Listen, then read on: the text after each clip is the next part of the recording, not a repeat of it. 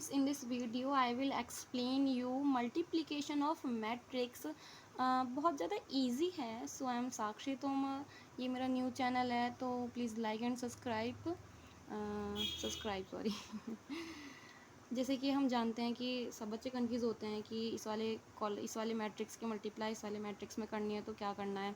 क्या बच्चे ऐसे कर दे 2 3 जा 6, 4 1 जा 4, 6 1 जा 6, 3 4 जा 12. ऐसे नहीं, ये रॉन्ग वे है, ऐसे नहीं करनी, बिल्कुल नहीं करनी.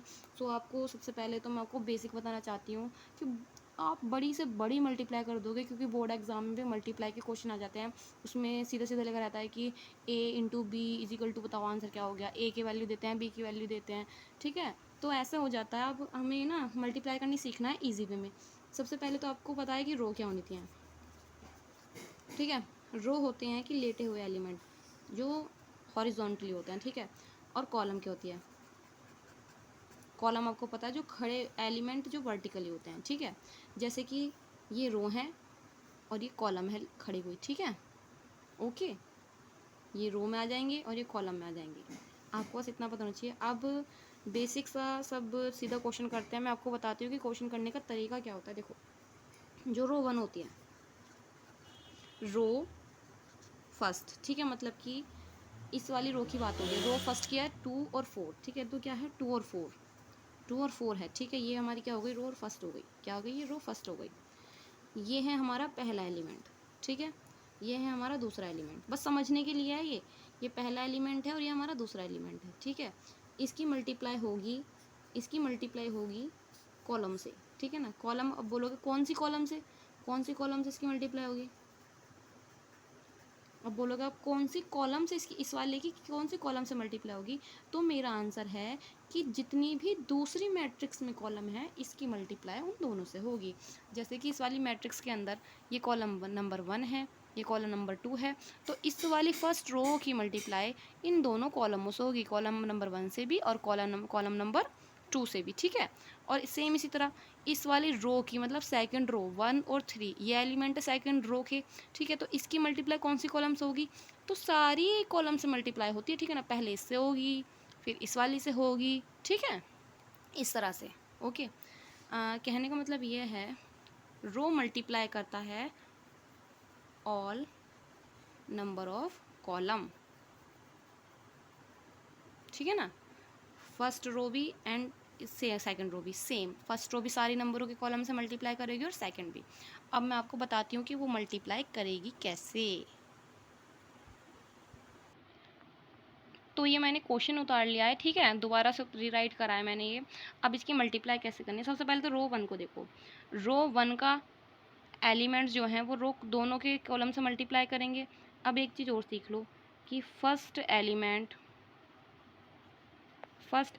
मल्टीप्लाई करता है फर्स्ट एलिमेंट से ही. ठीक है, फर्स्ट एलिमेंट मल्टीप्लाई करता है फर्स्ट एलिमेंट से ही. सेम सेकंड एलिमेंट मल्टीप्लाई करता है सेकंड एलिमेंट से ही. और थर्ड अगर हो तो थर्ड एलिमेंट मल्टीप्लाई करता है थर्ड एलिमेंट से ही. ठीक है, इन चीज़ को आपको ध्यान रखना है. ओके, और हम प्लस का यूज़ करते हैं, बीच में इन्हें लगाएंगे. जब हम मल्टीप्लाई करके लिखेंगे तो प्लस लगाएंगे. ये बेसिक सा था, मैं आपको बता दिया है. आप देखो जैसे मल्टीप्लाई करते हैं, सबसे पहले तो एक बड़ी सी मैट्रिक्स बना लो, खुली सी, जो हम खुला लिख सकें. ठीक है ना, जिसमें कोई घिच पिच ना हो और टीचर को भी समझ में आए आसानी से. सो पहले हमारा क्या है, पहला एलिमेंट क्या है हमारा 2.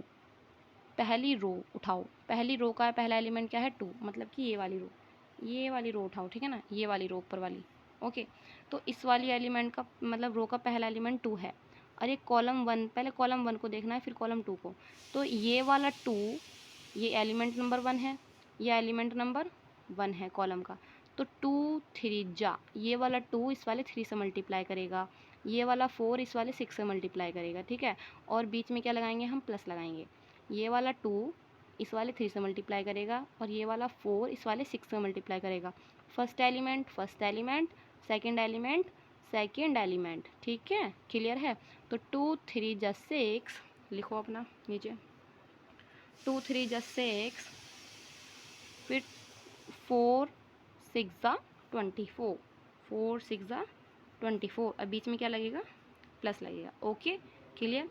सो पहले रो के दोनों एलिमेंट ने पहली कॉलम के दोनों एलिमेंट से मल्टीप्लाई कर ली, ठीक है ना। अब दूसरी कॉलम की बारी आती है, पहली रो ही मल्टीप्लाई करेगी, दूसरी रो पे मत आ जाना। पहली रो अब दूसरी कॉलम से मल्टीप्लाई करेगी। सो पहला एलिमेंट पहले के साथ मल्टीप्लाई करेगा, दूसरा एलिमेंट दूसरे के साथ मल्टीप्लाई करेगा, ठीक है। ये खड़ी खड़ी कॉलम होती हैं, ये ऐसे लंबी लंबी कॉलम होती हैं। ये 2 1 जा 2, लिख लेते हैं 2 1 जा 2 और 4 4 जा 16, बीच में क्या लगेगा, प्लस लगेगा, ठीक है। सो पहली रो ने दोनों कॉलम के साथ क्या कर ली, मल्टीप्लाई कर ली, ठीक है।